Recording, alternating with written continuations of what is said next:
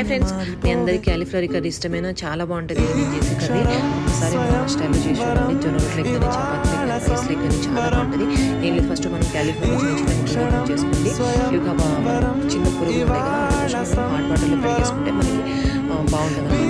Hot వాటర్లో కొంచెం salt పసుపు వేసి ఒక 5 minutes దాకా పెట్టేసుకోండి. అని పక్కన వేసేసుకోండి.